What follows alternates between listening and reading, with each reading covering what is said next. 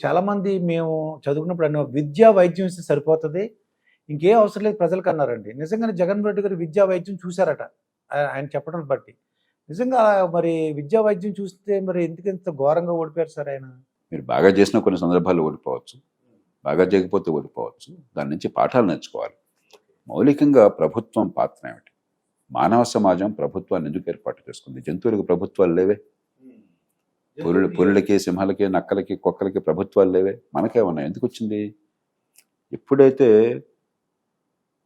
ఇన్స్టింక్ట్ని దాటి, మామూలుగా ప్రకృతి నిర్దేశాన్ని దాటి ఒక మానవ సమాజం ఏర్పాటుకి వివిధ కారణాల వల్ల మనకి మానవ సమాజానికి మాత్రం సాధ్యమైంది. ముక్కుమోహం తెలియని వాడు లక్షల మంది, కోట్ల మంది ఒక మతం పేరుతోనో, ఒక దేశం పేరుతో, ఒక రాష్ట్రం పేరుతో, ఒక భాష పేరుతో రకరకాల రూపాల్లో మానవ సమాజం ఏర్పడింది.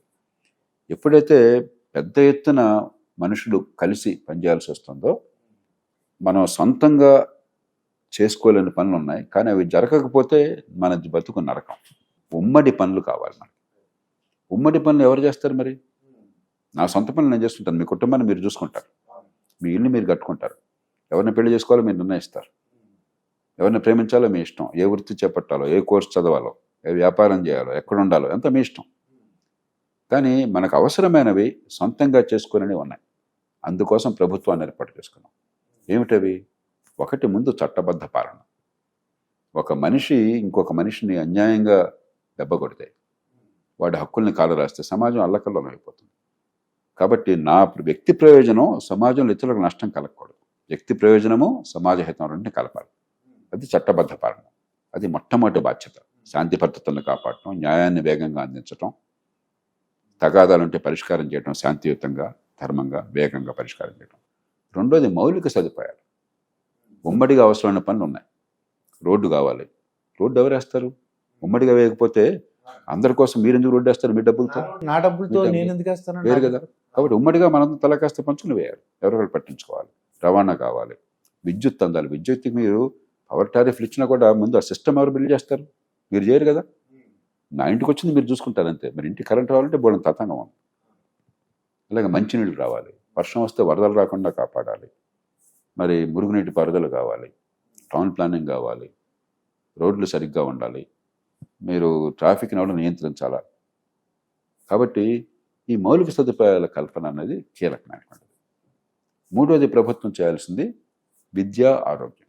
మనకి విద్య, ఆరోగ్యం జగన్మోహన్ రెడ్డి గారు మరొక వారు చాలా చేసామనుకుంటున్నారు. చేసామనే సంకల్పం ఉండడం వేరు, చేయటం వేరు. రెండుకి మధ్య చాలా తేడా ఉంది.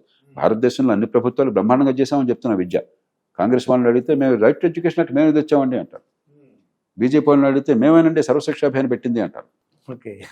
లేకపోతే కాంగ్రెస్ వాళ్ళని అడిగితే నేషనల్ హెల్త్ మిషన్, నేనే ఇప్పుడు ఎన్ఐసిలో సభ్యుడిగా ఉండి మేము దాన్ని ప్రతిపాదించి తీసుకొచ్చాం, నేషనల్ హెల్త్ మిషన్ మేము పెట్టామండి అంటారు. మరొకళ్ళు ఇంకోటి చేసామండి అంటారు. ప్రధానమంత్రి గారిని అడిగితే ఆయుష్మాన్ భారత్ నేనే పెట్టానండి అంటాడు.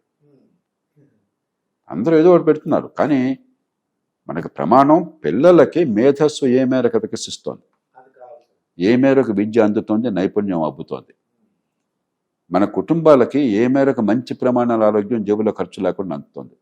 ఆ ఫలితాలను చూడకుండా నేను ఎంత కష్టపడ్డాను, అది చేశాను, ఈ డబ్బు పెట్టాను, నాకేం కావాలా? 55,000 కోట్లు విద్య కోసం ప్రభుత్వాలు 2 రాష్ట్రాల్లో ఖర్చు పెడుతున్నాయి, ఆంధ్రప్రదేశ్, తెలంగాణలో. 180 మందికి పొట్టకొస్తే అక్షరం రావట్లేదు. నేను డబ్బు ఖర్చు పెట్టానంటే నా డబ్బు నువ్వు ఖర్చు పెట్టావు వృధాగా, నా పిల్లలకు చదువు రాకుండా. అది చేసిన పని ఎట్లా అవుతుంది? కాబట్టి నాకు ఊరికే నీ చేశానని చెప్పుకుంటే నాకేం సంతృప్తి లేదు. ఏం జరిగిందో చెప్పు. అది రిజల్ట్ రీచ్ అయిందా లేదా, వాళ్ళు నేర్చుకున్నారా లేదా? వీటితో పాటు ఈవేళ మరికొన్ని మార్పులు కావాలి. దేశంలో అందరినీ భాగస్వాములు చేయాలి అభివృద్ధిలో అన్నట్లయితే పెట్టుబడిని ప్రోత్సహించాలి. ప్రతి కుటుంబానికి, నిరుపేద కుటుంబాలకు సైతం నాకు కూడా ఆర్థికంగా ఎదిగే అవకాశం ఉంటుంది, నా పిల్లలకు అవకాశం, నమ్మకాన్ని కలిగించాలి.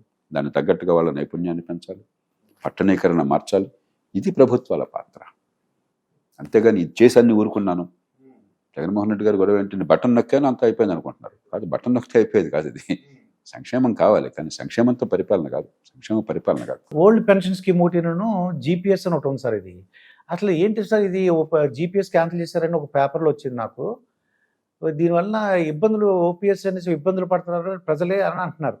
కొంచెం సామాన్య ప్రజలకు అర్థం కావాలి. మన దేశంలో ఏమవుతుందంటే, ఎవరం పన్నులు కడుతున్నామో, ఉద్యోగస్తులకి సంతోషంగా ఉంటుంది చెప్తా, ఎవరు పన్నులు కడుతున్నామో, ఎవరు ఓటేస్తున్నామో, మన ఓటుతో ప్రభుత్వాలు వచ్చినాయి, మన పన్ను డబ్బులతో వాళ్ళు బతుకుతున్నారు. దీనిలో ముఖ్యమంత్రికో మంత్రికో ఎమ్మెల్యేకో సొంతమేం లేదు. మనం లేకపోతే, మన ఓటు లేకపోతే వాళ్ళకి అసలు అక్కడ స్థానమే లేదు. మనం డబ్బులు ఇవ్వకపోతే ప్రభుత్వానికి పన్నుల రూపంలో అక్కడ వాళ్ళు ఖర్చు పెట్టడానికి కూడా ఏం లేదు, తినడానికి కూడా ఏం లేదు.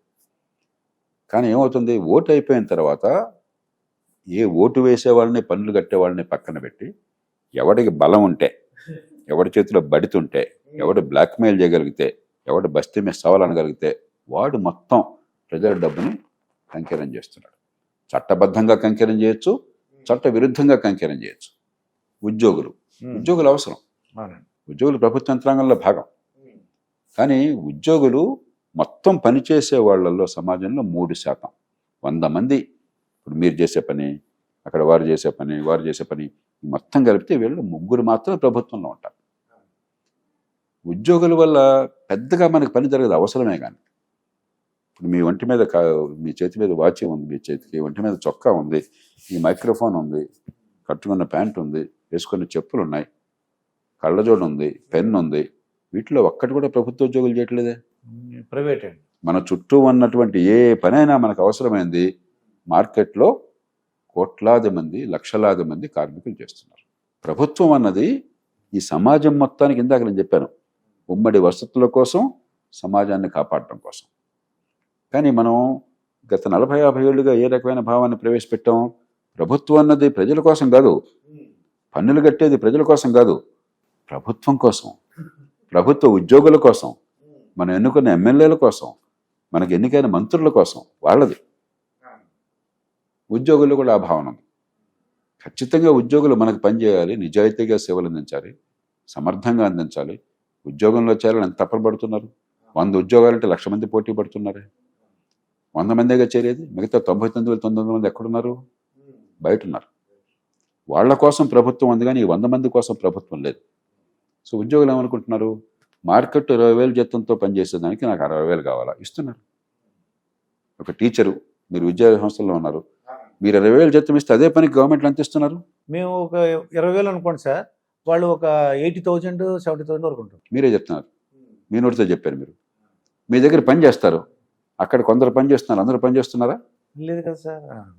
ఒక చిన్న ఉదాహరణ, ఒక డ్రైవరు, మీరు బయట మార్కెట్లో ఇవాళ 20,000 సుమారుగా డ్రైవర్కి, కాస్త అటు ఇటుగా. గవర్నమెంట్లో అతను 40,000, 50,000 ఉంటుందండి. 50,000 అదే పని. ఇక్కడ పని చేస్తాడు పాపం కష్టపడి, అక్కడ చేస్తాడో దేవుడి కనుక.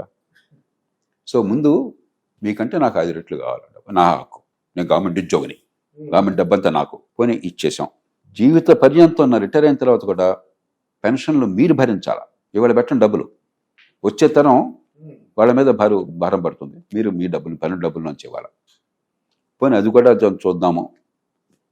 గవర్నమెంట్లో ఉద్యోగుల జీతాలు బాగా పెరిగిపోతున్నాయి, ఇప్పటికే చెప్పాను 3 రెట్లు పెరుగున్నాయని చెప్పాను, ఇంకా పెరిగిపోతున్నాయి ప్రతి పేరు కమిషన్తో. అది పెరిగినప్పుడల్లా మాకు జీతాలు పెరగాలి, మాకు పెన్షన్లు పెరగాల. దాంతో ఏమవుతుంది, మార్కెట్లో 20,000 రూపాయలతో పనిచేసే ఉద్యోగం అంటే ఆ ఉద్యోగం చేసి రిటైర్ అయిన వాళ్ళ పెన్షన్ 60,000 రూపాయలు ఉంటుంది. మళ్ళీ చెప్తున్నా, మార్కెట్లో ఒక పని చేసే మనుషులకి 20,000 జీతం వస్తే ఆ పని చేసి రిటైర్ అయిన వాళ్ళకి రిటైర్ అయిన తర్వాత పని చేయకుండా 60,000 పెన్షన్ ఇస్తుంది.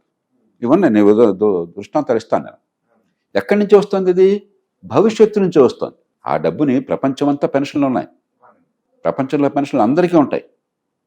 ఆ కెమెరామెన్కి ఉంటాయి, ఆ టీచర్కి, ప్రైవేట్లో టీచర్కి ఉంటాయి, ఫ్యాక్టరీలో కార్మికులకు ఉంటాయి.